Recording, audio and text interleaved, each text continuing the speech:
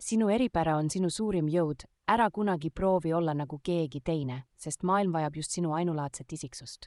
Iga kord, kui sa peidad oma tõelist mina, röövid maailmalt võimaluse näha midagi imelist ja ainulaadset. Ära lase teiste arvamuste müral summutada oma sisemist häält, sest just sinu vaatenurk võib tuua lahenduse, mida keegi teine ei näe.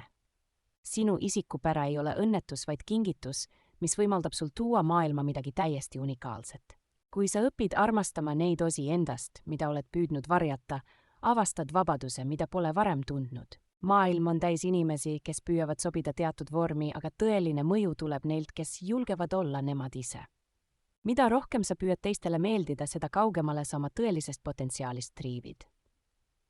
Sinu erilisus ei ole takistus, vaid kompass, mis juhatab sind sinu ainulaadse sihtkoha poole. Ära karda olla sina ise, sest lõpuks on autentne elu ainus, mis toob tõelist rahulolu. Sinu elus saab olema palju inimesi, kes ütlevad sulle, kuidas sa peaksid olema, aga tõeline võit on leida julgus järgida oma südant.